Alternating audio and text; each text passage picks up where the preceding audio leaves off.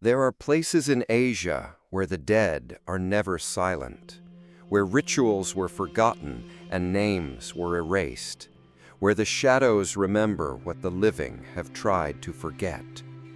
Welcome to Ghosts of Asia, a place where modern life collides with ancient curses, where every elevator mirror hides a whisper, every midnight knock could be your final visitor, and every unanswered call might be the last mercy you will ever receive. Tonight's story is set in a city of steel and silence, in a cramped Tokyo apartment where one woman receives 3 anonymous phone calls in the dead of night. But when the 4th call comes, you must never answer, because some names, once spoken aloud, become curses that speak back. Tokyo never sleeps, but it knows how to hide its nightmares. In the northern ward of Itabashi, beyond the neon-soaked streets and crammed izakayas, a row of quiet apartment blocks sits under the hum of flickering street lamps.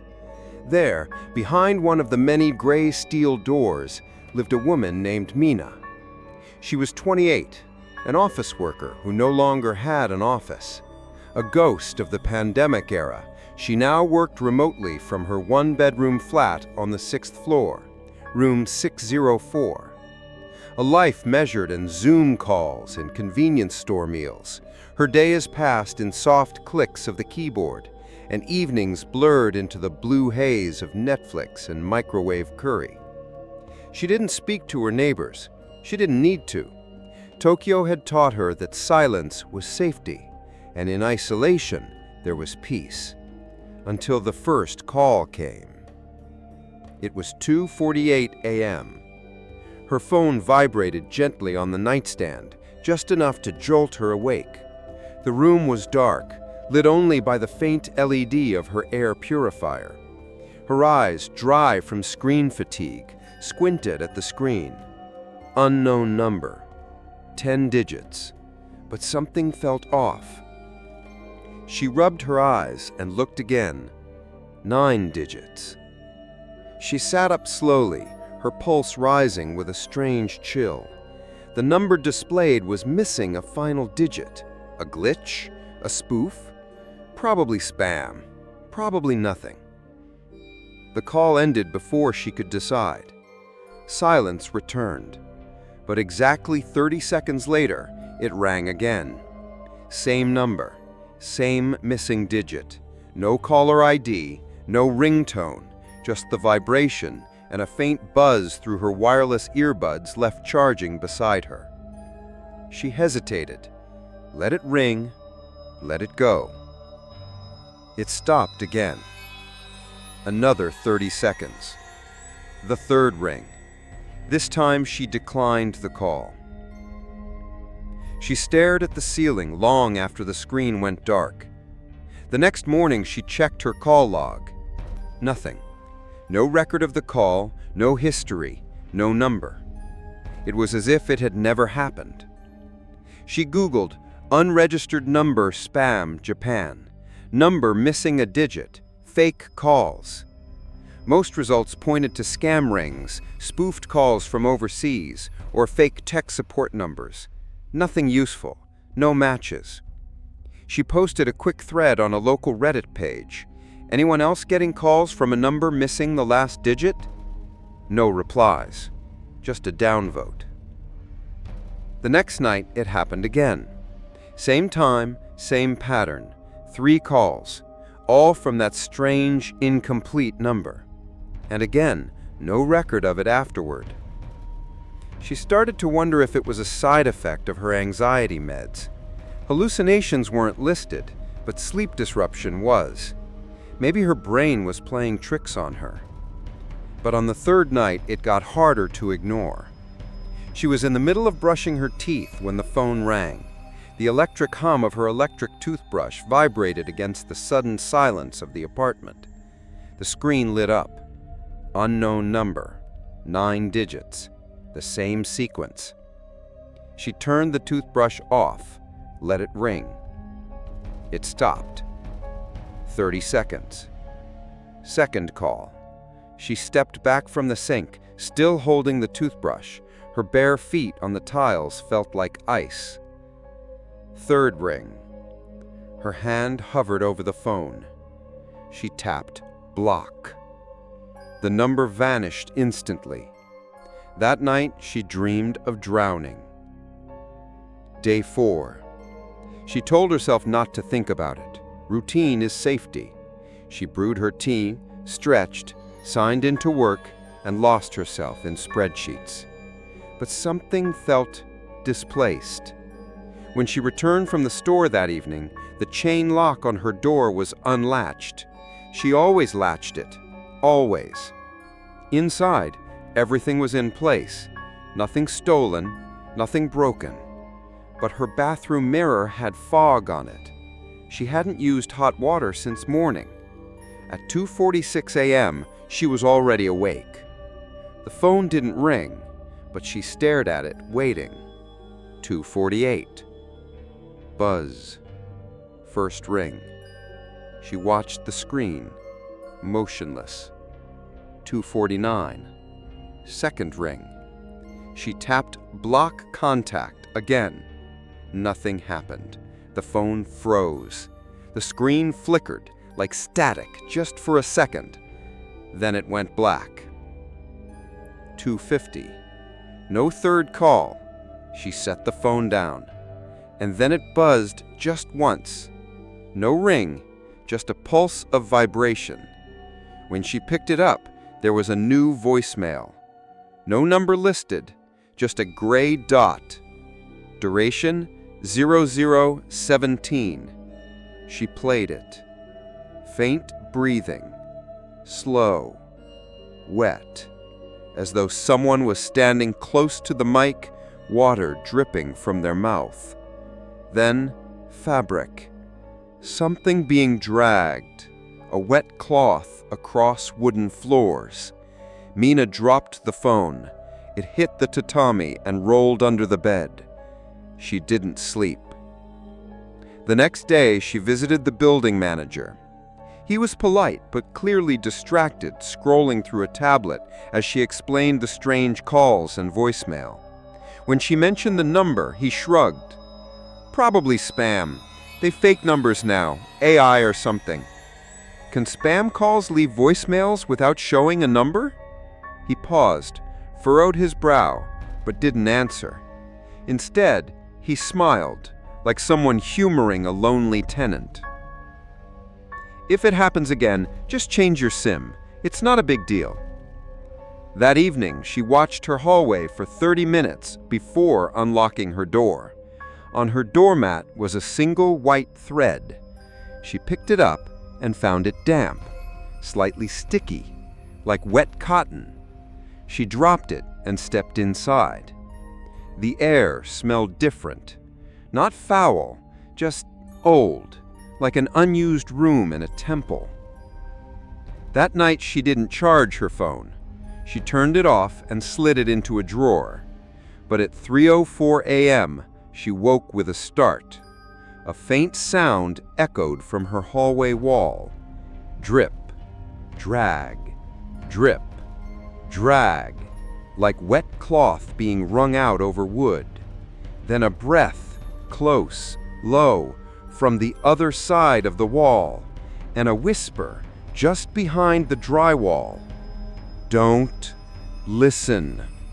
Mina didn't sleep after that. Not really. She drifted in and out of shallow, twitching dreams, her ears straining for sounds that didn't belong. Every creak in the ceiling, every rustle outside her balcony door felt like a whisper just out of reach. She wanted to believe it was just her mind, sleep deprivation, isolation, the side effects of a job that blurred days into nights. But when she opened the drawer the next morning, her phone was turned on.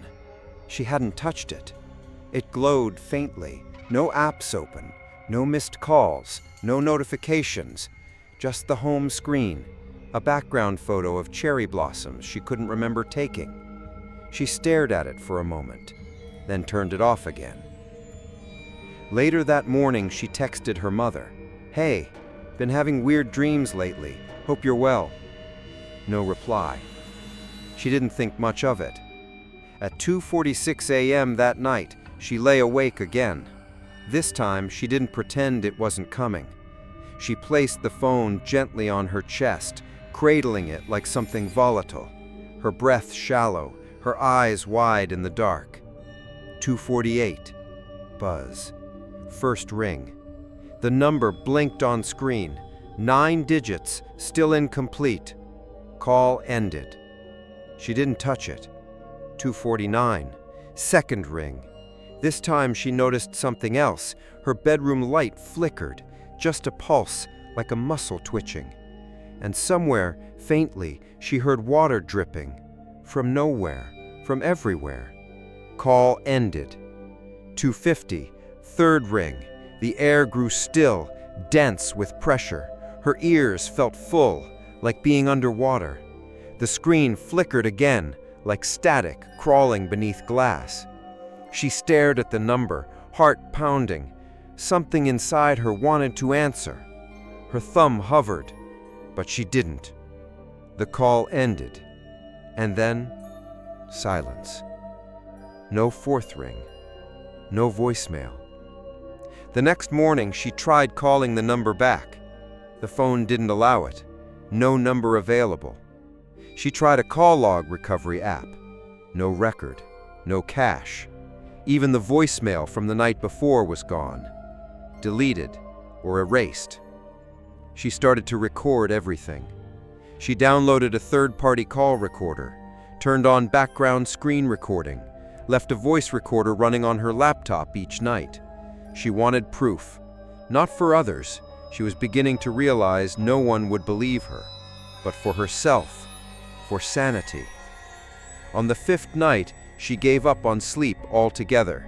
Instead, she stayed up sketching in an old notebook she hadn't touched since college. Strange symbols, hands reaching through cracks, circles made of hair. She didn't know where the images were coming from. Only the drawing kept the silence away. At 2:47, she stopped. The temperature in her room dropped suddenly. Her teeth ached from the cold. Buzz. First ring. She didn't look at the screen. Call ended. Second ring. This time the sound came with it, slow dragging like soaked cloth across wood. From inside the apartment, behind the closet door. Call ended. Third ring. She looked. The screen wasn't displaying a number this time. It simply said, "Listening." She reached for the power button, but the phone didn't respond. She tried to speak, but her throat locked, dry as dust. She watched the screen as the call ended, and then nothing. No fourth call. No voicemail. But the dragging sound continued, just for a few seconds longer. Then silence. The next morning, she found 3 pale fingerprints smeared on her closet door. She lived alone. She didn't own a pet, and she hadn't opened that door in weeks. She visited the local police box that afternoon, explained everything: the calls, the sounds, the open door chain, the fingerprints. The young officer smiled politely. "Do you have any evidence of trespassing?" "I have photos. I recorded the calls." She played the audio from the night before. Only silence. "No sound at all," the officer said. "Not even room noise." "But I heard—" "He could be a hardware issue. You said the number was incomplete?" "Yes." He tapped on his phone, brows furrowed. "There's no record of any such format being valid in Japan. Could be a masked international call. They're common these days." She wanted to scream, but didn't. Instead, she asked, "What if it's not a real call? What if it's not coming from a number at all?" The officer paused, then offered a kind smile, the kind reserved for anxious women and confused elderly men. "Maybe take a break from your phone for a few days," he suggested. Mina bought a burner phone. She left her original one in a sealed box under the bed. The burner was basic, no smart features, no apps, only calls and texts. That night she kept both phones off. She drank tea, she burned incense. She tried to remember the last time she felt normal. But as the clock neared 3 a.m., something inside her clenched, tight, cold, and then the burner phone buzzed. It shouldn't have. It was off, and yet it glowed faintly on the table. One new voicemail. Her hands shook. She tapped play. Static, then a whisper. Not words, just the sound of breathing through water. And then, "I found your name." Click. End of message. She dropped the phone, and from under the bed, her real phone buzzed once. Off, sealed in a box. It vibrated again and again, 3 times. By morning, she was trembling, her eyes bloodshot, her voice hoarse from gasping in her sleep. She stumbled into the hallway barefoot, searching for something, someone to confirm she was still real. Across the hall, the old woman in 602 opened her door. They had never spoken before, but the woman looked at her, eyes wide, and said, "Don't answer the 4th call." Mina blinked. What?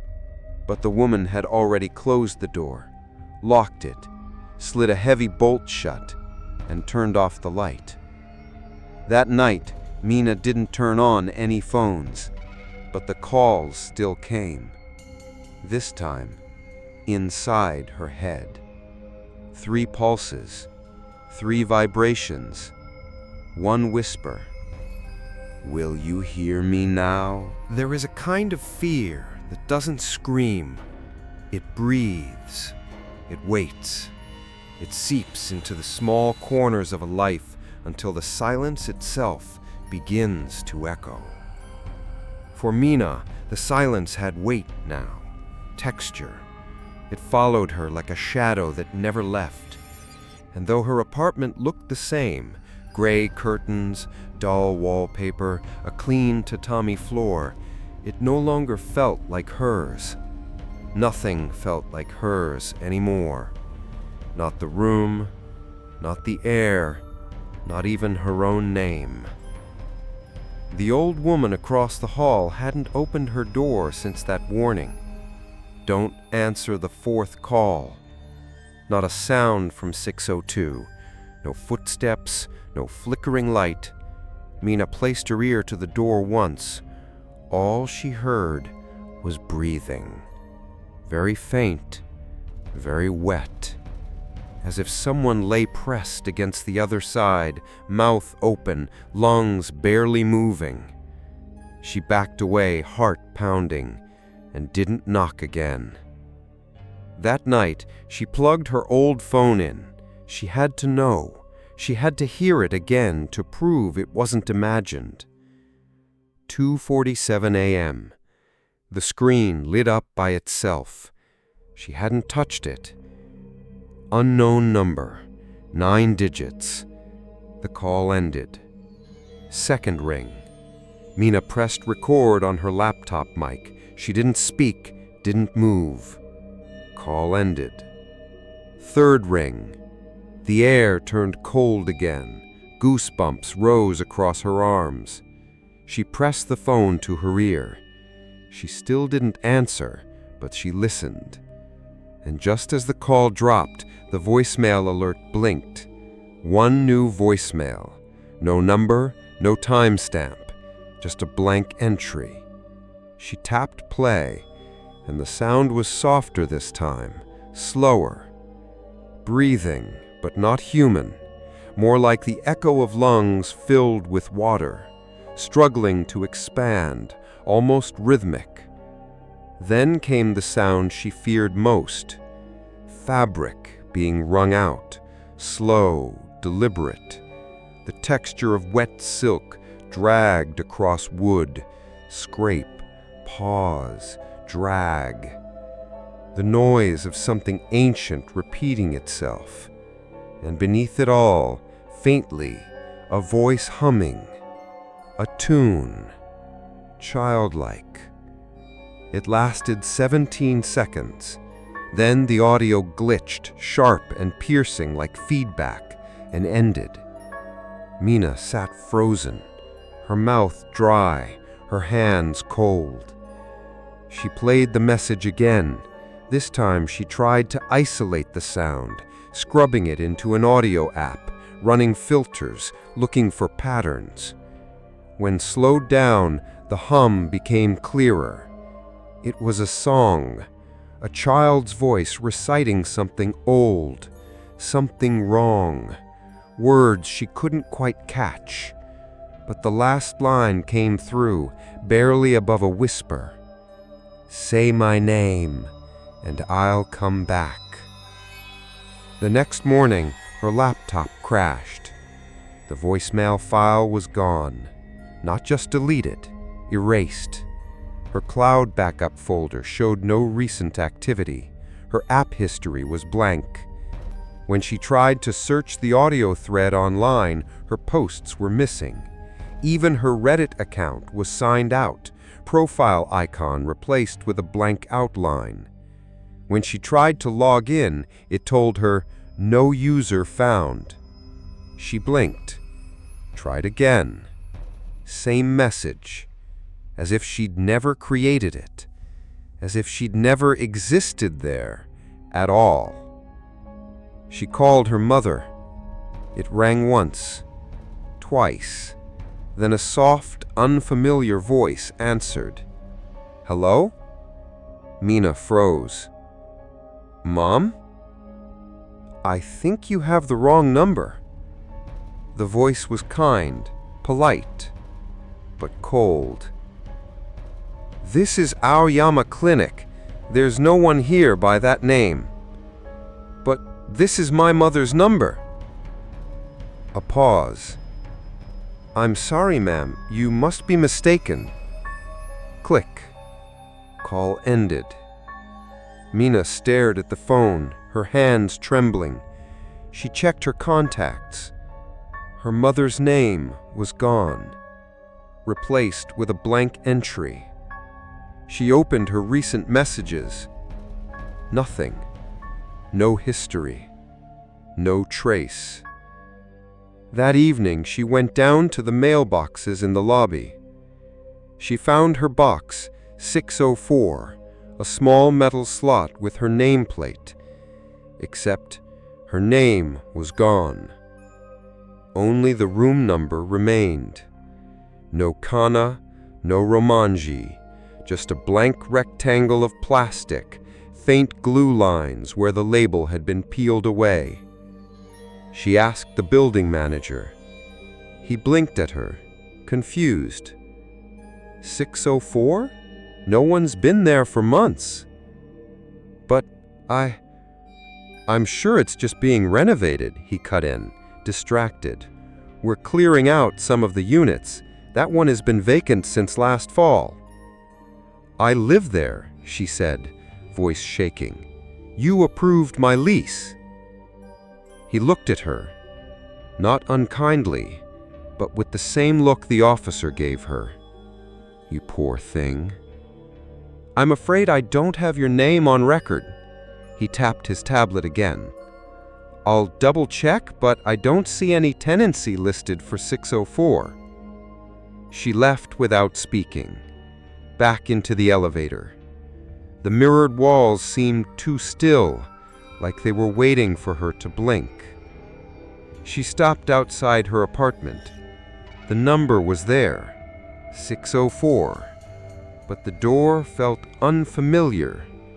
The hallway dimmer than usual, the floor cold. She unlocked it. Inside, everything looked exactly as she'd left it, except there was no light. All the bulbs were dead. Only the faint blue glow of the router remained. The power worked. The lights did not. That night, at exactly 3:04 a.m., the phone rang again. Only once. Mina stared at the screen. This time, It showed nothing. No number, no caller ID, just a black screen and a flicker. A single image, a girl in a funeral shroud, crouched at the end of a hallway, her face wrapped in white cloth, her mouth open beneath the veil, hair soaked, head twitching. Mina dropped the phone. The lights flickered. Her laptop rebooted itself. The drawer she hadn't opened in months creaked open slowly, and from the hallway wall, just beneath the air vent, she heard the voice again. "Say it, say it, say it." She clutched her blanket and whispered, "Say what?" The voice stopped, but her phone screen lit up again, glowing white, text scrawled in glitching symbols across it. Then it translated. "You knew me once. You forgot me. They all did." Mina's breath caught in her throat. The screen flickered. "Your last one left." And then, "The fourth call is waiting." The morning after the third voicemail, Mina didn't get out of bed. She didn't check her phone. She didn't make tea. She simply lay there, listening, half expecting to hear the slow, wet drag of fabric against her floorboards again. But there was only silence, the kind of silence that feels full, too full, as if something was in the room with her, just outside the reach of her breathing. When she finally moved, she didn't shower, she didn't dress. She sat on the edge of her bed and stared at the wall across from her closet. A faint brownish stain had appeared near the bottom corner overnight.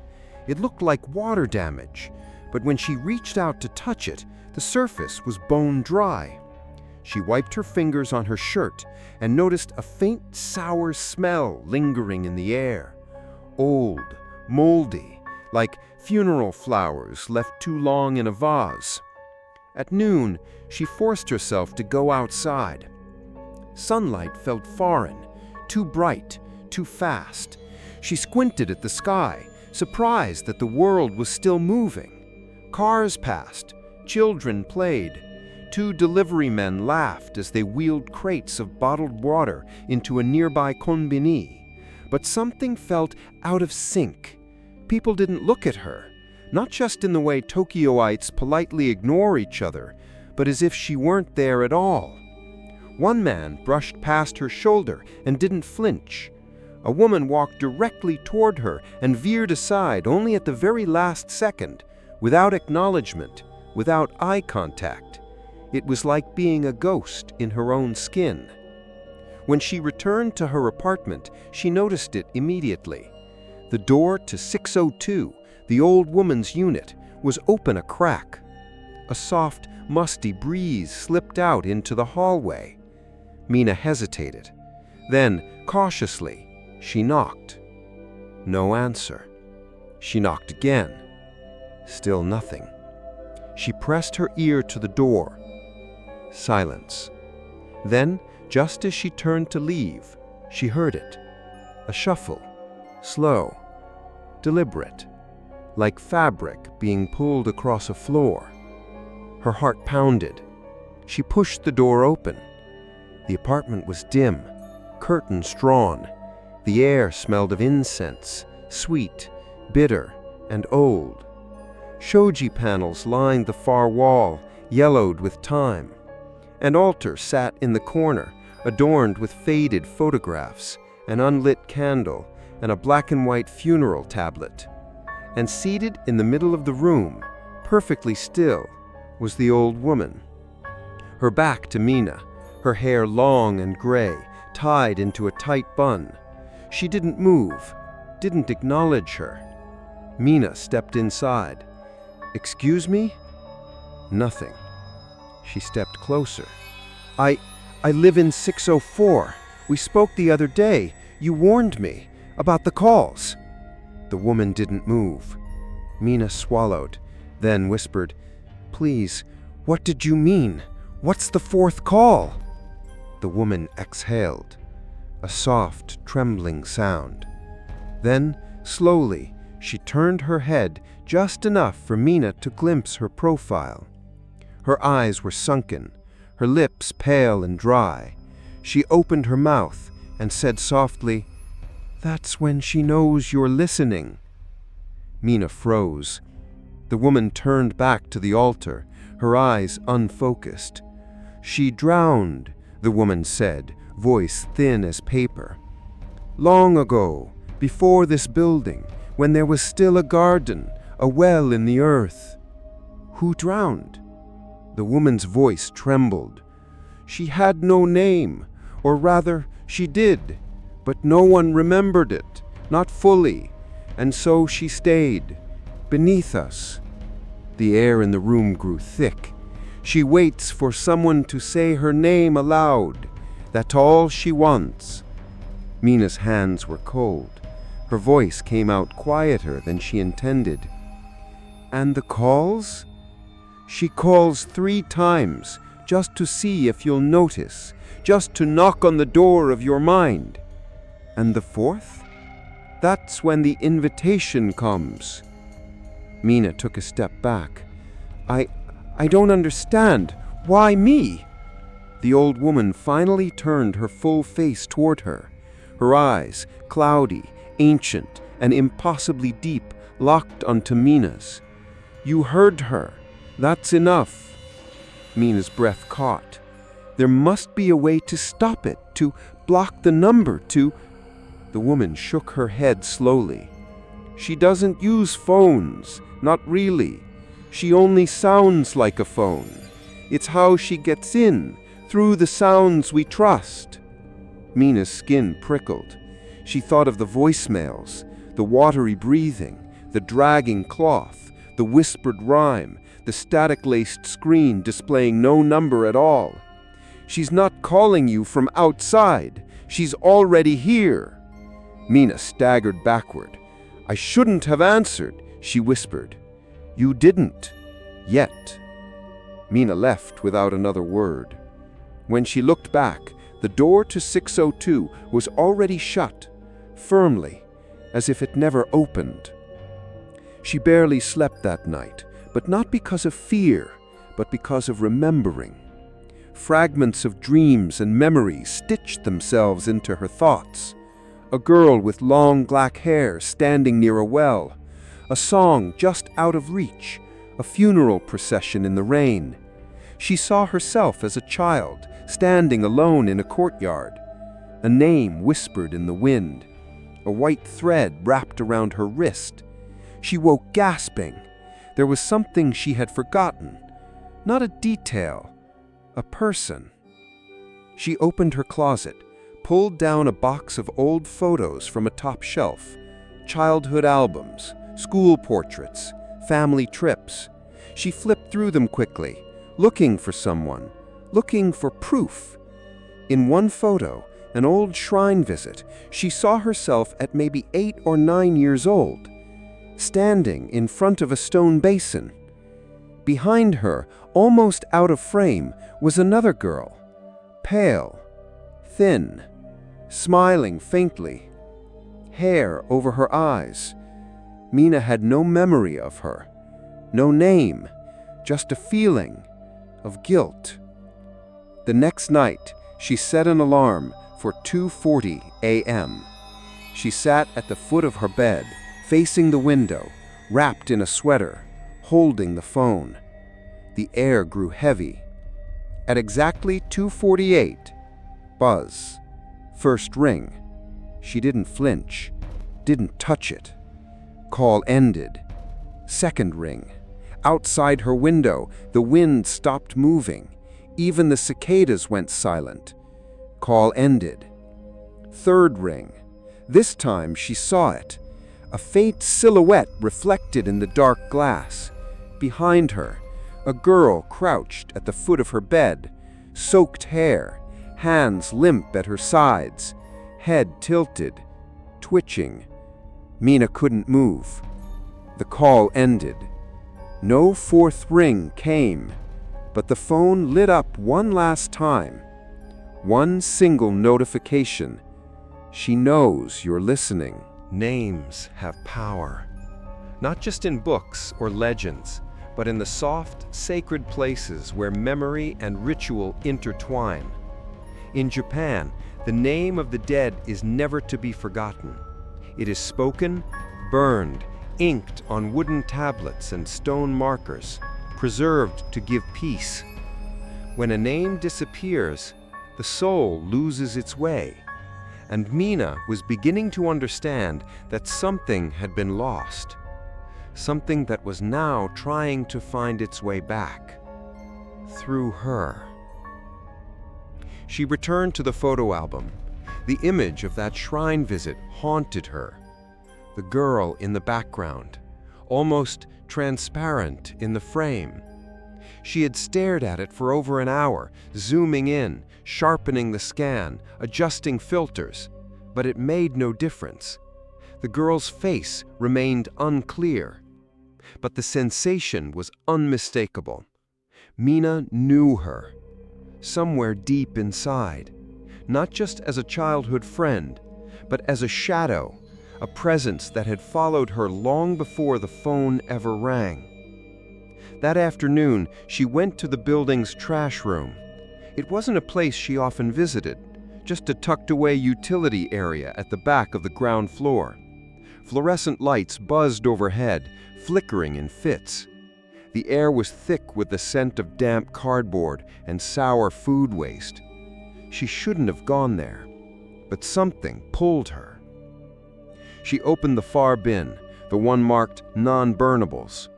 At first, it looked like trash, broken umbrellas, a cracked rice cooker, torn slippers. Then she saw it, a small wooden plaque, splintered at the edge, half covered by a plastic bag. A funeral tablet, Ihai. She reached for it with trembling hands, brushed it clean. There, on the dark lacquered surface, were kanji, but most of them had been scratched out, deliberately, gouged away with something sharp. Only faint strokes remained, not enough to read, not enough to remember.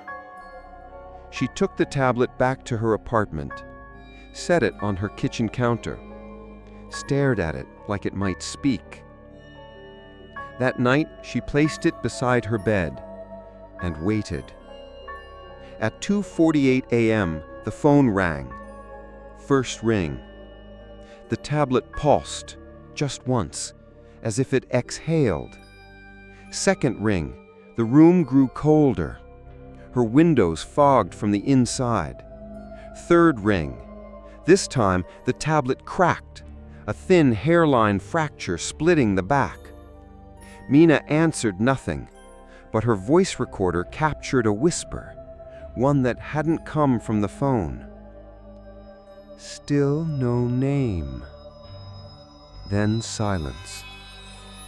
She took the tablet to the local temple the next morning, a small, quiet structure near a park. She approached an elderly priest sweeping leaves outside.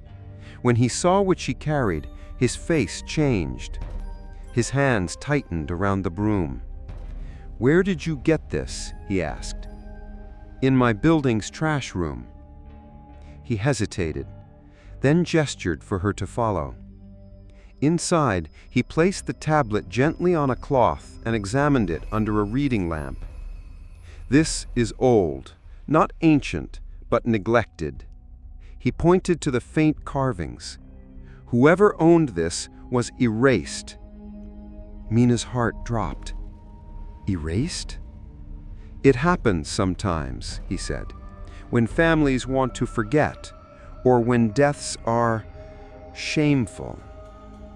He didn't elaborate. She didn't ask.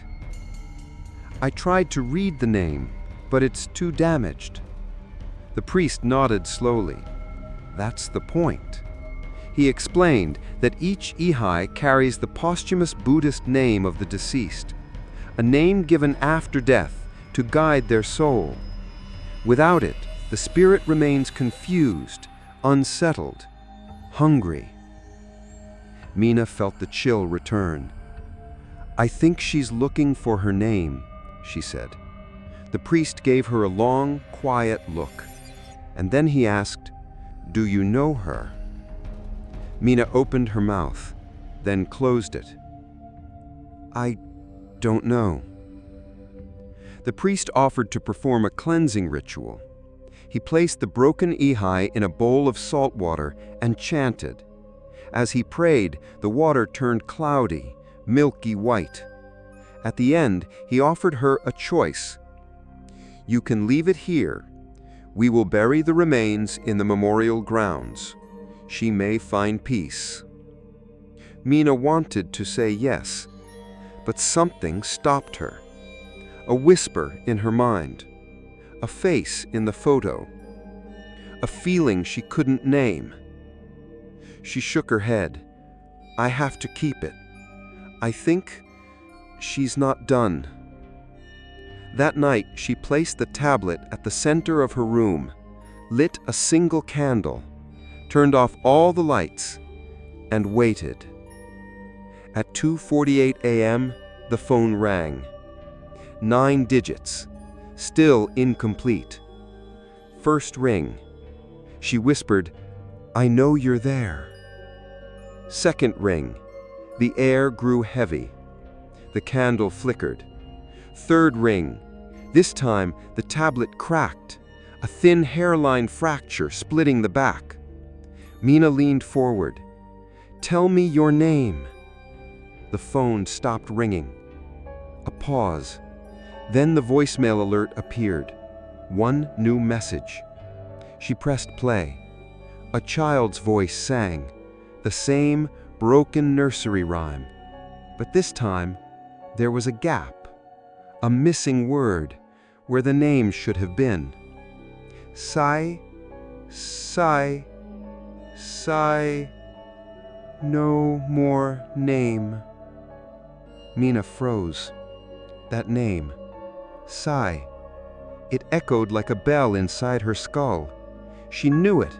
She had spoken it before, long ago. She scrambled to her closet again, rummaged through the boxes, and found an old diary. Pink cover, stickers faded with age. Her handwriting round and childlike. She flipped through pages, entries about school, cats, classmates. Then she found it. A list. People I want to remember forever. She read the names. Only one stood out. Sae-chan, my secret friend. No last name, just that. Mina clutched the book to her chest. Tears welled in her eyes. It was real. She had forgotten someone who had not forgotten her. That night she had the dream again. The well, the rain, the white thread around her wrist, and Sae standing in the water, calling to her. But this time, Mina didn't look away. This time she stepped closer and heard the voice clearly. "You're the only one who said it out loud." The name wouldn't leave her. Say. It echoed through her every thought, like the final note of a song that never resolves. Even in daylight, the sound of it clung to her skin. She tried speaking it aloud again, softly, in a whisper. Say. Each time she said it, something stirred in the air, like a door creaking open in a distant room. Mina began to dig. Not in the ground, yet, but in records, in articles, archives, local history blogs. She searched for anything: itabashi, well, drowning, child, unmarked death. Most entries were mundane, but one forum post caught her eye. urbanmyths.jp/itabashi/old apartment grounds/well curse. Posted 6 years ago. Anyone else live in the towers near Nishidai? My grandma swore a girl drowned there when she was little. Said the old well behind the market was never sealed properly. Now it's part of the apartment basement or something. People talk about dreams, voices, phones ringing with no one there. Creepy as hell.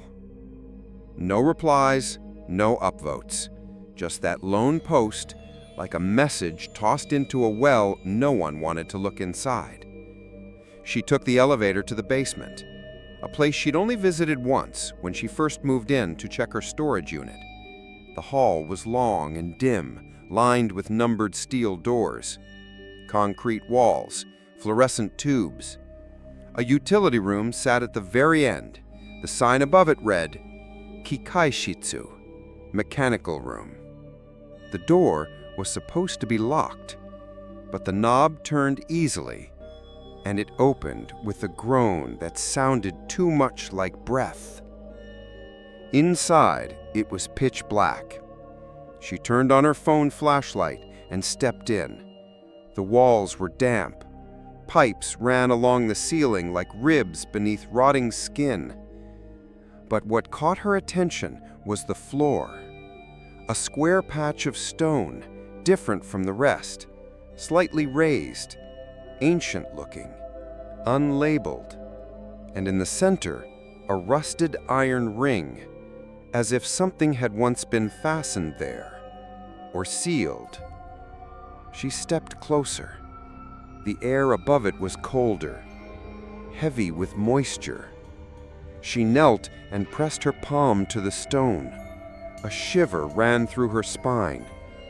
She felt nothing, and yet everything. A sense of being watched, of being remembered. And then from somewhere behind her, a voice whispered, "Don't open it." Mina spun around. No one was there. Just the pipes, just the shadows, just the shape of something retreating into the corner of her vision. That night, her phone didn't ring, but the voicemail still came. No alert, no sound, just a notification that appeared at 3:04 a.m. New voicemail, duration 0004. She played it. A single word, below. She returned to the basement the next morning. This time she brought tools, borrowed from a neighbor's unlocked storage locker, a flashlight, a small crowbar, gloves. She waited until the building fell to sleep, until the buzz of televisions dulled, until the hallway lights dimmed, and then she descended, back to the door, back to the stone. The plate was heavier than it looked, but it wasn't solid. The edge gave slightly under pressure, like something loosened by time and memory. She wedged the crowbar into the seam and pried. It shifted. Dirt crumbled from the corners. The room seemed to hold its breath. Then, click. The plate moved. Just enough.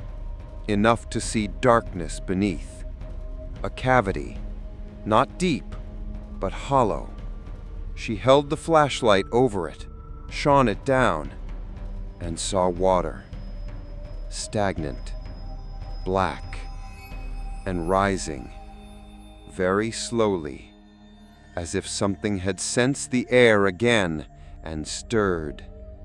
She dropped the plate back in place with a gasp. The sound echoed like a slam.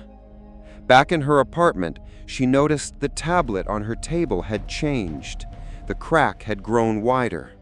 And now, beneath the splintered lacquer, a character had reappeared. Faint, almost unreadable, but real. Sa, the beginning of the name. Mina retrieved the childhood diary again, flipped to the page with Sa-e-chan. Her handwriting seemed shakier than before. The ink had bled slightly, or maybe that was her imagination. She stared at it. Sae-chan, my secret friend. A memory surfaced. Not a full scene, just a moment. Standing by the fence behind her school, a girl with wet hair holding her hand, whispering, "Don't forget me, okay? even if everyone else does. And Mina nodding, promise blooming like a flower behind her tongue. But she had forgotten. And now, the girl had found her again. Later that evening, she took a photo of the funeral tablet, used an app to try to reconstruct the full name. The AI offered possible completions, names that began with Sa and fit the region. One stood out, Saeji Yuri. She said it aloud, Sa-e Uri, and the lights flickered. The air stirred. Her phone buzzed. One ring, then silence, then a new voicemail. She didn't play it immediately. She waited, turned off the lights, lit a single stick of incense, sat cross-legged in front of the funeral tablet, and hit play. The message was faint, a whisper carried through water, but this time she could understand it. "You said it. Finally, you said my name." The next line was quieter, almost reverent. "Now, I'll remember yours." And just like that, every light in her apartment turned off. The phone died. The incense went out. And in the dark, something moved behind her. A breath, a presence, a girl, no longer forgotten. Room 604 had always been quiet. Too quiet. When Mina first moved in, she'd welcomed that silence, seen it as a relief from the noise of the world. But now, that quiet no longer felt empty. It felt crowded. Every corner of the room seemed to watch her. The air felt aware, and the silence, it hummed, like breath held too long. She hadn't turned her phone back on since that night, the night she spoke the name, Se Yuri, the name that had flickered on the funeral tablet like a long-lost signal, the name that triggered the voice to whisper, "Now I'll remember yours." Mina thought remembering would bring peace. Instead, it brought presence, a weight, a shift, like something long buried had finally risen to the surface, dragging the dirt of death with it. She went to the building manager the next morning, tried once again to explain, but something had changed.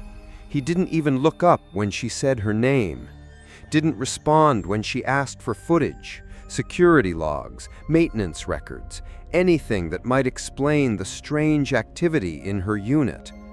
When she asked again, he glanced at her like she was a stranger. "Sorry, who did you say you were?" "Mina," she said, blinking. "Mina Kuroda. I live in 604. He frowned, then smiled, but not kindly. "604 is vacant." "No, we haven't had a tenant there since, well, a while." She stared at him. "No," she said. "You signed my lease. I moved in 9 months ago. I pay through automatic transfer." He tapped the screen on his tablet lazily. "There's no Mina Kuroda listed here." He turned the screen toward her. She looked. He was right.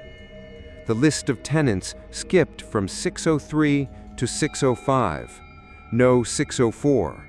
No record of rent. No Mina. Later that day, she stood outside her own door, key in hand. The number was still there, 604, pressed neatly in metal above the peephole. But when she unlocked the door and stepped inside, everything felt wrong, as if she were walking into a replica of her life. All her things were there, her shoes, her furniture, the pale blue rug, but the air was colder, and the silence thicker, almost expectant. She decided to check the CCTV footage herself. A friend of hers, before all of this, used to work IT for an office building. He once taught her how to extract hidden cache data from security systems. She didn't know if it would work, but it was worth trying. That night, just after 2 a.m., she used a bypass cable to connect her laptop to the hallway security panel. The system was old, barely encrypted. She copied the last 48 hours of video feed. Back in her apartment, she loaded the files. The screen showed her hallway. Nothing unusual at first. Timestamp 2:47 a.m. She fast-forwarded and froze. There, at 2:48, her door opened, but she didn't appear. No body, just the door, opening slowly, then closing by itself. She checked the interior camera she'd installed weeks earlier, a small one, hidden in a bookshelf. It had been recording every night. She found the matching timestamp, 2:48 a.m. The footage showed her sleeping, motionless, wrapped tightly in blankets. Then the blanket moved, just slightly, as if something climbed onto the foot of the bed. The camera shook. For a second, static burst across the screen. Then it refocused, and she wasn't alone. At the foot of her bed crouched a figure, small, pale, hair hanging over her face, her mouth open too wide, head twitching, hands folded in her lap, perfectly still, watching Mina sleep. Mina covered her mouth to keep from screaming. She scrubbed backward and forward through the footage. Every night was the same, 2:48 a.m. The door opened. The girl entered. She never walked. She appeared, as if she had always been there, as if the camera only just remembered her. And each night, she moved closer, by inches, until, in the most recent footage, she was directly beside the bed, facing the camera, not moving, but breathing, wet, slow, and heavy, her shroud soaked, the funeral cloth tied loosely around her face. Mina slammed the laptop shut. The room buzzed with an electric whine that came from nowhere. The lights dimmed, the shadows thickened, and her phone, though turned off, began to vibrate. She grabbed it. The screen remained black, but she felt it. Buzz, buzz, buzz. 3 times. Then silence. Then one last vibration, just one, and the screen lit up. Incoming call. But this time, the number wasn't unknown. It was hers. She stared at it, breath shallow. The name on the screen said, Mina Kuroda. She didn't answer. Couldn't. The call ended, and a voicemail appeared. No number, no timestamp, just a single file. She waited until morning, then played it. Her own voice, whispering, slow, monotone. You remembered her. Pause. But now she remembers you. And then, the final line. You are in her room now. Mina dropped the phone, backed away, stared at her walls, her floor, her bed. Everything looked the same, but it wasn't her apartment. It never had been. Room 604 didn't belong to Mina. It belonged to Say. And now she was the guest. Mina stopped turning off her phone. What was the point? Whether it rang or not, the voice still came. Whether she blocked the number or hid the device or buried it beneath her mattress, the call would find her, through voicemail, through silence, through dreams. Now, it wasn't asking, it was waiting. Waiting for her to say yes, waiting for her to answer. The next evening, Mina unplugged everything: laptop, TV, modem. She turned off the breaker, lighting only a single white candle at the center of the room. She dressed in clean clothes, washed her face, pulled her hair back into a low bun, the way they do before a funeral. And she sat cross-legged on the tatami floor. The funeral tablet rested in front of her. The name now fully reappeared: Sayuri. She placed both hands on her knees and whispered, "I remember you. I'm sorry." Then she waited. 2:48 a.m. The phone rang. First call. She let it pass.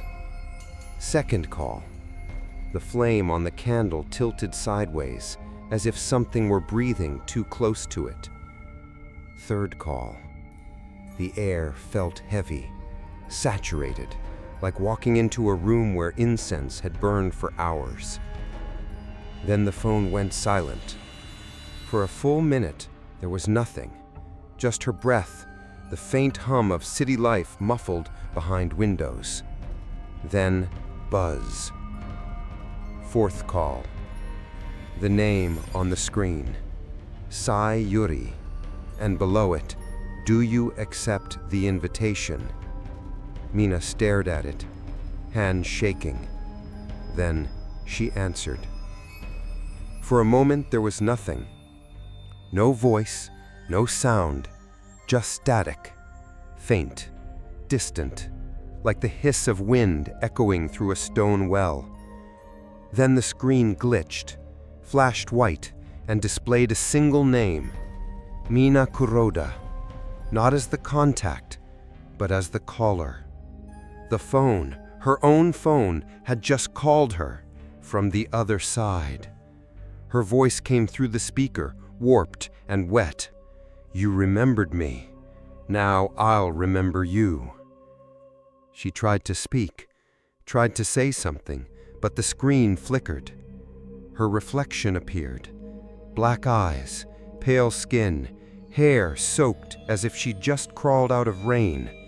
And behind her, a shadow, a girl in white, veil half hanging from her head, mouth open, smiling.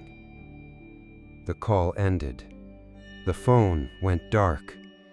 But something had changed. Immediately, the world felt thinner, as if she were standing closer to the edge of something vast and wrong. The next day, she stepped out of her apartment and into a different silence. Not emptiness, absence. In the elevator, no buttons lit up when she pressed them. The doors opened on the ground floor, but the lobby was empty. No lights, no distant sound of traffic, no clerk at the desk. She exited the building, walked 2 blocks. No one passed her, no headlights, no birds. The world had dimmed, like someone turned the volume of life to 0. Back home, she checked her phone. No service, no Wi-Fi, no notifications. Just one thing remained on the screen. Recording started. She hadn't activated anything, but the camera was on, filming her. She turned it toward the room. Nothing. Turned it back to her face.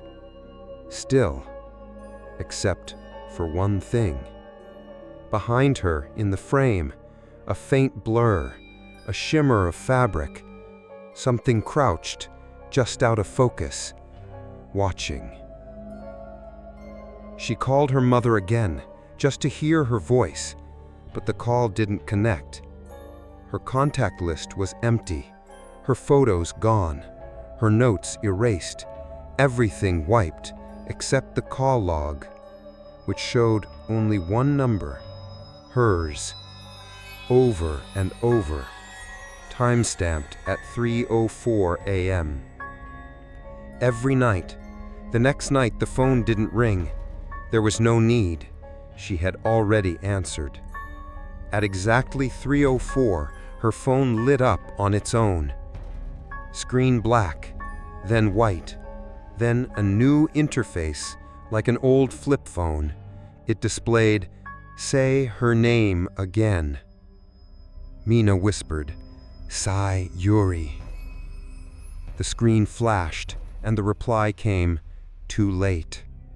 That night, her mirror wouldn't reflect her face, only the back of her head, even when she turned.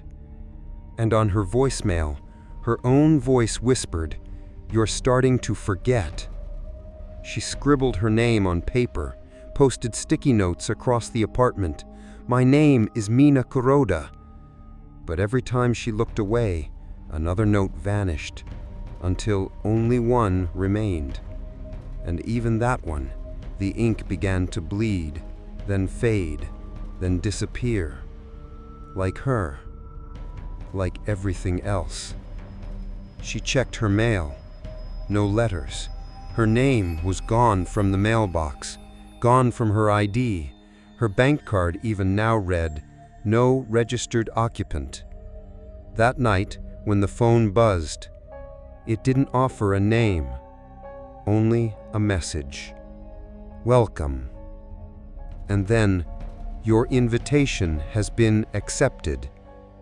And finally, "You're hers now." It started small, the kinds of things you'd normally blame on distraction, stress, or a bad night's sleep. Mina would open the fridge to find a carton of milk she didn't remember buying. She'd look at a mug and forget if it had always been hers. She'd sit on her bed and realize she wasn't sure if it was actually her bed. Then one morning, she walked into her bathroom and saw a toothbrush in the holder, one she'd never owned. Blue, with faded bristles. She used pink, always had. She picked it up. It was wet, as if someone had just used it. She went back to the photo albums, the diary, the sticky notes, all gone. The drawer that once held them was empty. Her laptop? Factory reset. No files, no history, no name on the login screen, just user. Even her wallpaper had changed, from cherry blossoms to black water, rippling, as if something beneath it was breathing. Her phone vibrated once. Not a ring, not a call, just a notification. Everything you forget becomes hers. That day she walked to the nearby Family Mart. She needed to see people, to confirm she was still visible, still real. She stepped up to the cashier, holding a bottle of water. The young man behind the register blinked at her and didn't move. "Hi," she said, carefully. No response. She waved a hand. Nothing. Then he looked directly at her, eyes hollow, like someone almost remembering a dream. "I'm sorry," he said slowly. "Are you still here?" Then he blinked, and she was gone from his memory. She left the bottle on the counter, walked out, heart racing. Outside, she saw a mother holding her child's hand. The little girl stared at Mina and whispered, "I know your name." Mina knelt down, eyes wide. "Do you?" The girl nodded. "Say told me." Mina froze. Before she could speak again, the mother pulled her away, didn't even glance at Mina, as if her outline was just another shadow on the street. That night, she tried to email her old coworker, Yuri, the only friend she might have had left. The inbox auto-filled nothing. She typed manually, Yuri.Shimada @ nothing. No suggestion. She opened old sent messages, blank. No threads, no contacts, no account details. She clicked About Me. The name field was empty. Just, This field cannot be blank. She typed it in. Mina Kuroda. Click. Error. That name has already been claimed. By who? She didn't need to ask. At 3:04 a.m., the phone rang once, but this time it wasn't her ringtone. It was a soft, wet humming, a nursery rhyme, and though she didn't pick up, she heard it anyway. The same tune, echoing from her closet, from under her bed, from behind the walls, from inside the air. In the morning, the building manager didn't recognize her again. "I'm sorry, are you looking for someone?" "I live in 604, she said, voice flat. He shook his head. "There is no 604.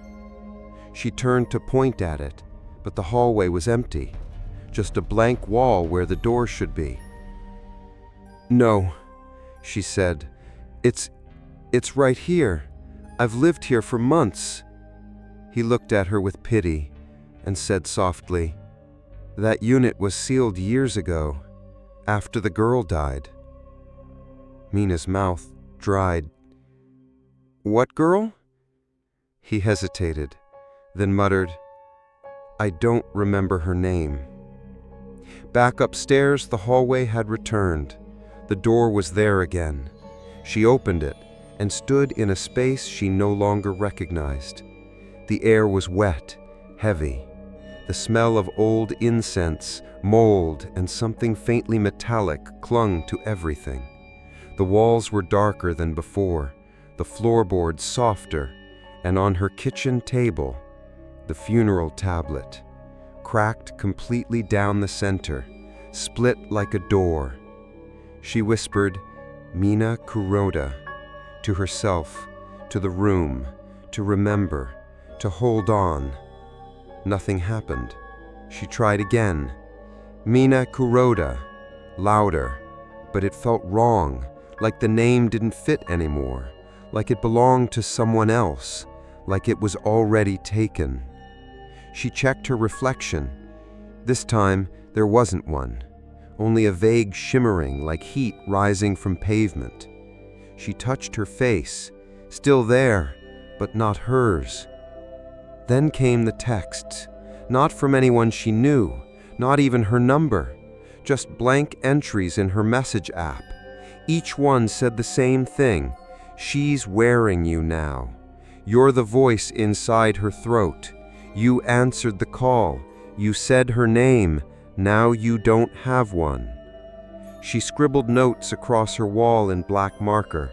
"My name is Mina Kuroda. I was born in Meguro Ward. I am not dead. I am not say." But every hour, one line would disappear, then two, then all of them, until only one word remained, written in handwriting she didn't recognize: "Welcome." That night the phone rang again, only once, and when she picked it up, there was a photo, a screenshot of her, asleep, with someone crouching beside her. Not Say, but herself, another Mina, smiling, mouth open, eyes black, and beneath the image text, "We remember you, but no one else will." It was a strange kind of grief, not for someone who had died, but for someone who had been edited out of the world. That someone was her, Mina Kuroda. She was no longer being haunted, she was being replaced. And soon, there would be nothing left to replace. She tried to call her mother again. It rang once, then disconnected. So she called from a payphone outside the train station. The voice on the other end was familiar, but not warm. "Hello? Mom?" A pause. "Who is this?" "It's Mina." Longer silence. Then, "I'm sorry. I don't know anyone by that name." She almost dropped the phone. You named me. I think you have the wrong number. No, please wait. Click. The line went dead. Mina sat down on the curb, trembling. The world moved around her, but no one stopped. No one asked if she was okay. No one saw her. Cars passed, wheels spinning through the puddles left by last night's rain. Children laughed somewhere behind her. A dog barked in the distance. Everything kept going, without her. She went back to her old university, just to see her name in a file, on a door, in a hallway. Something that said, "I was here." But the security guard didn't let her in. "No alumni records under that name," he said, glancing at his tablet. She gave her student ID. He scanned it, then frowned. "It's blank." He handed it back, eyes distant. "Are you feeling all right?" Mina tried to smile. "I'm fine. I just forgot something." He nodded, not unkindly, then turned away, and she was already gone from his memory. That night, she returned home to find her apartment rearranged. The photos on her wall gone, the calendar blank. Even her toothbrush had been replaced again. Same color as before, but different brand. Like a stranger had moved in. Or worse, like she was the stranger. She stood in front of the bathroom mirror, forced herself to speak. "My name is Mina Kuroda." No reflection. Only darkness. As if the mirror had decided there was nothing worth showing. And then came the worst part. The memories. Not just the ones she lost, but the ones she gained.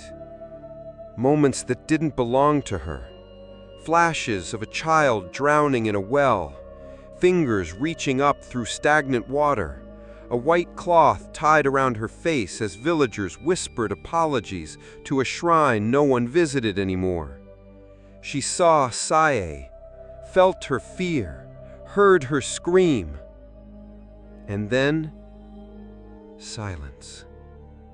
No funeral, no name, no one to remember her until Mina. She woke from the dream in a sweat. The phone sat beside her, screen already on.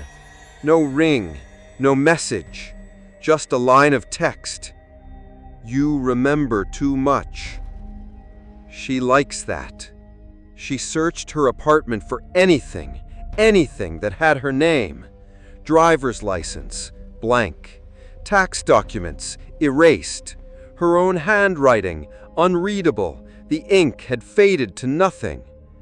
Only the funeral tablet remained, still cracked, still holding the name. Sae Yuri. The next morning, she walked to the post office, asked to verify her address. The clerk checked, typed, waited, then said, "I'm sorry, there's no record of a Mina Kuroda at that address." Mina leaned in.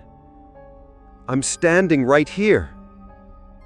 The clerk looked at her for a long, awkward moment, then turned to the next customer. And Mina was forgotten.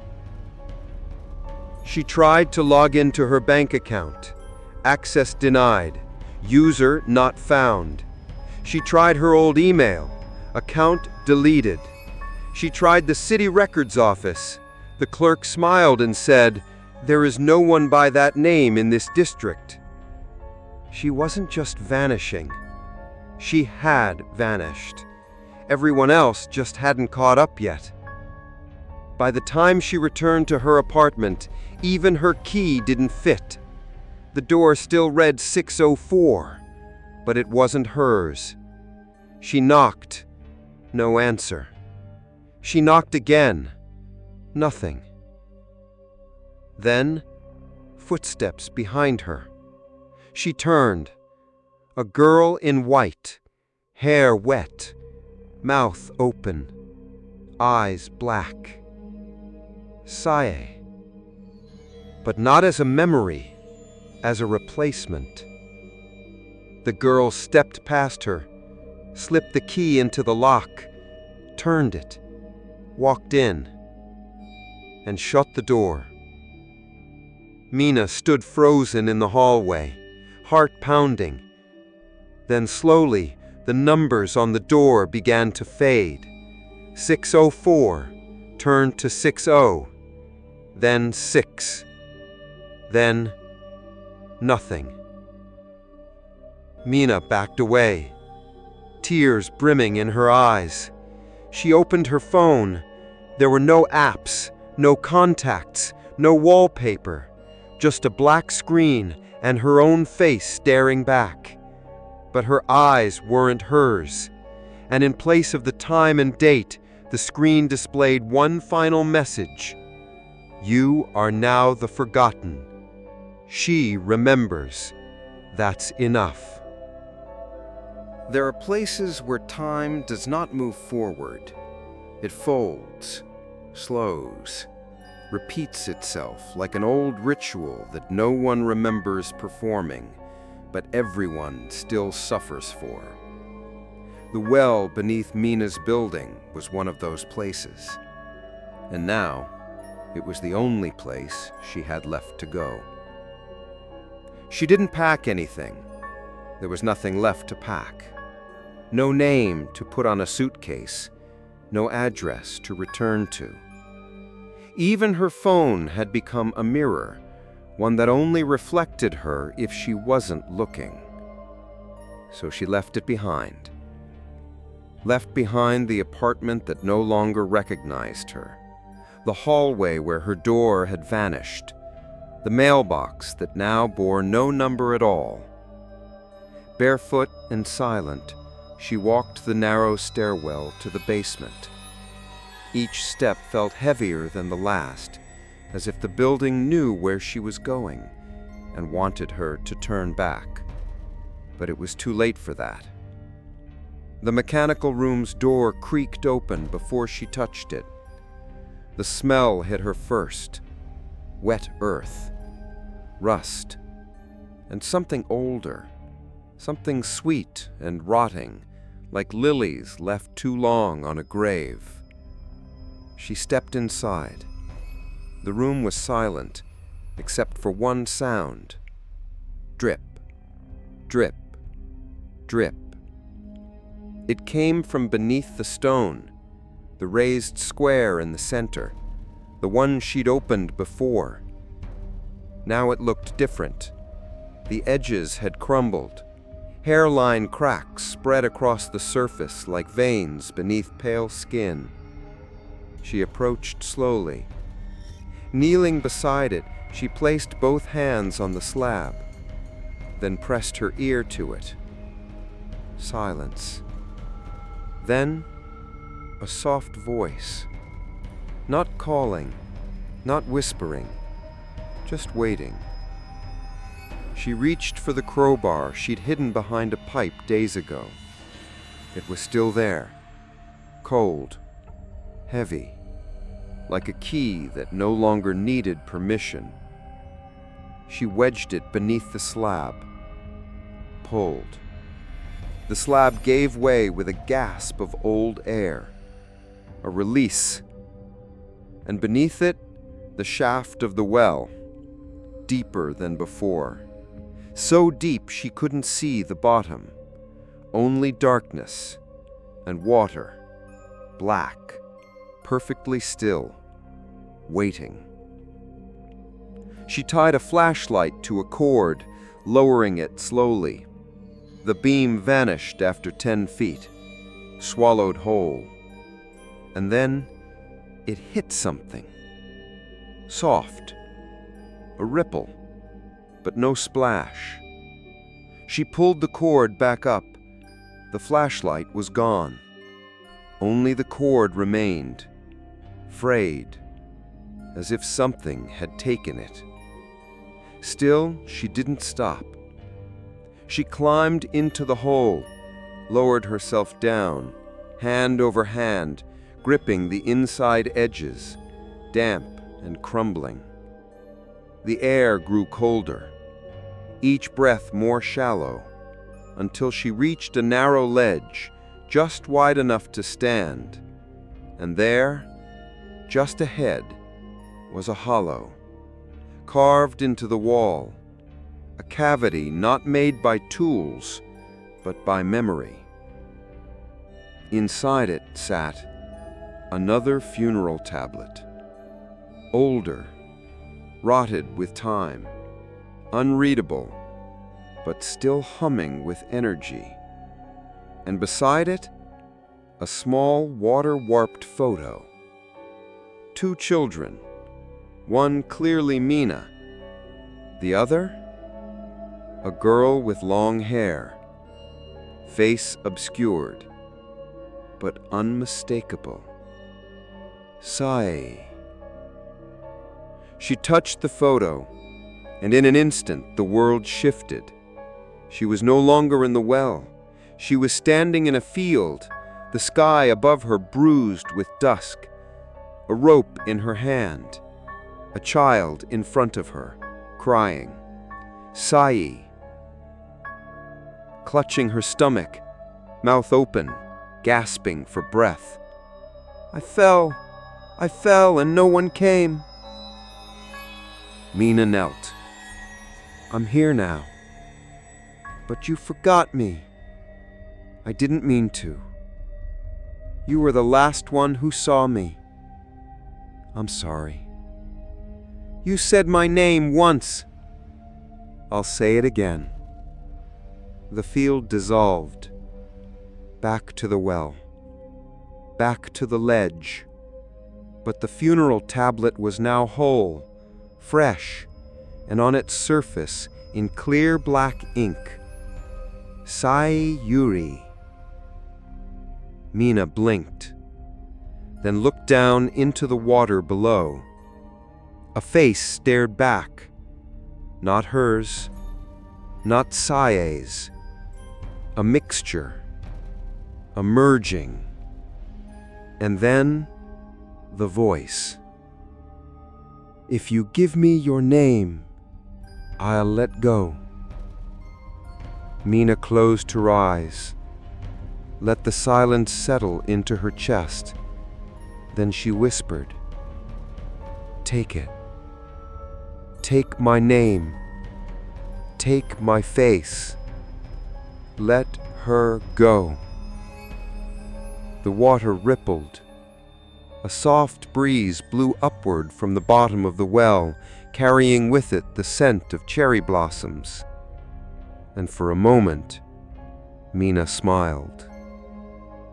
She climbed back up the shaft, slowly, deliberately. The light above her brighter now, warmer. And as she reached the top, she turned back one last time. The funeral tablet still glowed faintly in the darkness, the name carved into it clear, preserved, remembered. Back in the apartment lobby, no one noticed her. Of course they didn't. She no longer needed to be noticed. She had given up her name to restore another's. She was the vessel now, the gap filled, the offering made. And as she stepped into the elevator, she looked at her reflection in the mirrored wall. Sae stared back, smiling, grateful. And somewhere beneath the surface, deep within the silence, Mina remained forgotten, but free. Some rituals don't require candles or chants, just memory, just sacrifice, just someone willing to be forgotten so another can be remembered. Mina woke on the floor of her apartment. At least, she thought it was her apartment. The ceiling was familiar. The scent was familiar, but nothing felt owned anymore. Even her breath felt borrowed.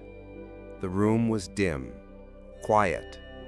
A quiet that wasn't empty, but full, as if the walls were holding their breath, watching her return. The funeral tablet lay beside her, no longer cracked, polished, whole. And her phone sat next to it, screen dark, but waiting. She lit a stick of incense, set the tablet upright, and began to clean the space around her. She didn't know why, only that it felt right, the way someone prepares a room for a guest they once wronged. She swept the floor, opened the window, washed her hands, then sat cross-legged before the tablet and whispered the name again. Say Yuri. Nothing happened, but nothing needed to happen. She had spoken the name. She had held it, preserved it, anchored it in a world that tried to forget. The ritual was not in fire or blood or prayer. The ritual was in remembrance. And yet there was still one thread left to pull, one last offering to complete the circle. Mina turned on the phone. It buzzed. One message. No number, no text, just an audio file labeled Final. She played it. At first only static. Then, the well has closed. The girl is remembered. Now you must forget. She exhaled, nodded to herself, then opened her contact list. No names, only one entry, Mina Kuroda. She stared at it. The name felt distant now, like it belonged to a past self that had already dissolved. She tapped Edit, deleted the name, left the field blank, saved. Then opened her Notes app, typed, My name was Mina Kuroda. I remembered someone who didn't deserve to be lost. If you were reading this, say her name. Say Yuri. Then she deleted that too. At 3:04 a.m., the phone buzzed. Only once. The screen flashed white. A new prompt appeared. Would you like to complete the ritual? Yes. No. She pressed yes, and the screen dissolved into black. No icons, no interface, only her reflection, barely visible, and a final message. From now on, you are the call. The air grew still, the shadows pulled back into the corners, and the silence became calm. Not empty, not dead, but settled. Something had ended. Something had been fulfilled. And in that stillness, Mina felt a warmth behind her, a presence, not hostile, not watching, but remembering. In the hallway outside, the numbers on the door reappeared. Not 604, just one kanji etched in gold. Ki, meaning memory. That morning, a new tenant moved into the building. She was young, polite, didn't ask many questions. When the agent unlocked the door for her, she smiled and said, "It smells like incense." The agent frowned. "I don't smell anything." She stepped inside anyway, set her box down, took out her phone, checked the time, 3:04 p.m., and then noticed the strange notification already waiting on her screen. One new voicemail. She pressed play, and a soft voice whispered, Do you remember her name? There comes a moment in every haunting when the ghost is no longer the one being chased, when the living, desperate for meaning, become the ones left behind. The girl in the new apartment never answered the voicemail. She deleted it, assumed it was a glitch. But her phone rang that night 3 times. Then silence. And in the stillness, the room exhaled, as if something invisible had relaxed, as if someone no longer needed to be seen because they had become the one who sees. Mina drifted now, not dead, but unplaced, untethered, not a soul in torment, but a memory that refused to hold shape. Sometimes, in a dark screen, her reflection would surface for a moment, but never for long.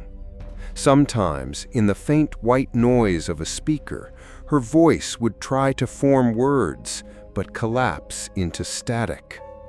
Sometimes, in a voicemail left at 3:04 a.m., someone would hear breathing, soft, uncertain, as if whoever was on the other end no longer knew who they were. She walked the city, unseen, unremembered. If she tried to speak, her voice wouldn't stick. If she tried to touch something, her fingers passed through, like pressing into deep water. But mirrors still noticed her. Mirrors always remember the ones who've been erased. One night, she saw her mother on a passing train. Their eyes met just for a second, but there was no recognition, only a shiver, a faint sadness, as if her mother felt the echo of something once important, a daughter-shaped space in her heart that she couldn't name. Mina tried to write her name in the fog on a window. The letters formed, then faded. She tried to speak it aloud into the cold night air. Na. But the sound came back as something else. Not her voice, not Say's, a chorus of both, layered, merged, undefined. She was no longer a person. She was a trace, a resonance, a fourth ring no one dares to answer. She returned to the building once more, the old apartment, the hallway. 604 was gone, the door sealed shut behind a smooth wall. No crack, no hinge, no handle. But when she pressed her palm to it, the surface pulsed, as if breathing, as if it remembered her touch, and somewhere beyond it, behind wood and brick and memory, she heard it, a phone ringing, once, twice, 3 times, then silence, and then a whisper. Say it, say the name. But there was no one left to say it to, no one who remembered, no one who would answer. That night she wandered to the river, watched the city lights ripple on black water. She crouched near the edge, staring at her reflection. It shifted, flickered, showed her as a child, then as Say, then as both, and then as no one. Just water, just space, just possibility. She whispered the name again, Say Yuri. And this time no response came, no breath behind her, no shadow, no flicker of lights, just the stillness of something complete, something sealed. For a moment she felt grief, not for herself, but for everyone who leaves without anyone left to speak their name. She wondered how many others were drifting like her, half remembered, half erased, waiting for someone to speak, someone to listen. She looked up at the sky. So many windows, so many apartments, so many phones, so many people falling asleep unaware that just beneath their floorboards lies someone else's memory, someone else's sorrow, someone else's story, waiting to be heard. Mina closed her eyes and said nothing. And for the first time, the phone did not ring. In Japanese, the number 4 is whispered, not spoken. Shi. The same sound as the word for death. In phone calls, in floors of buildings, in beds of hospitals, the 4th is avoided. But death doesn't care about superstition. It waits for the 4th. Always. The new girl who moved into the building never felt haunted. Not at first. She decorated quickly. She played music. She filled the space with life. She laughed on video calls and watered plantains. She thought the place felt quiet, but not eerie, just peaceful, just still. Until one night when her phone rang at 3:04 a.m., 3 times, then silence. The number was unfamiliar, missing the last digit. She didn't answer, didn't think much of it. Just a glitch, just spam. But the next morning, she found a voicemail. No number, no timestamp, just breathing. Soft, wet, as if someone was trying to speak through fabric, through water. She deleted it, but that night, it happened again. She asked the building manager. He shook his head. There's no record of calls like that. She mentioned the apartment number. He frowned. 604? She nodded. He looked down at his clipboard, then said, That unit's been empty since the renovation. I live there. He looked at her, confused, then smiled politely. Right. And walked away. The girl went back to her unit, unsettled, checked the door. It still said 604. She stood in the center of the room and whispered, Hello? Silence. But her phone, sitting across the room on the charger, lit up. A single notification. Remember her. She picked it up. It vibrated once. No message. Just the screen flashing white, then black, then white again. She looked in the mirror. Behind her, nothing. But her reflection was delayed by a second, as if the glass was remembering her slower than the room, as if someone else was learning her shape. The third night, she heard it. A voice from the closet, not speaking, just humming. A child's voice, broken in places. A song without words. She tried to record it.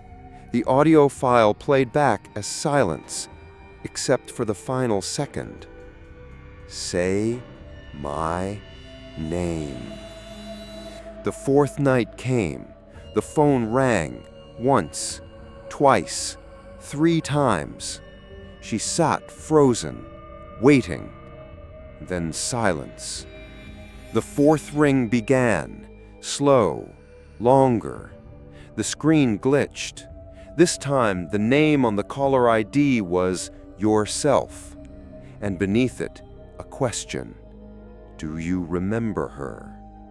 She stared at the screen, heart racing. She didn't answer. She couldn't. But the screen pulsed anyway, then faded and displayed one final message. Now she remembers you. That night she dreamed of water, of hands reaching up, of a girl in white, mouth open, eyes wide, and just behind her another girl, face blurred, whispering, I'll hold her name if you'll hold mine. And in that space between sleep and waking, the girl said yes, without knowing what she agreed to, without knowing the cost. When she woke, everything felt the same, but her phone had changed. Her messages were gone, her contacts blank, and her voicemail? It contained only one recording, a soft whisper. "Thank you. You answered. You're the fourth." Far below the building in the mechanical room, the stone covering the old well remained sealed, but beneath it, in the dark, the water stirred. Not in anger, not in grief, but in recognition. Another name had been taken. Another name had been given. The ritual had renewed. And on the wall outside the elevator, scratched faintly into the metal frame, one word appeared overnight, barely visible, but there. Just one kanji. 4. The cycle had begun again. Another invitation sent. Another phone waiting to ring. 3 times. Then silence. And on the 4th, everything changes.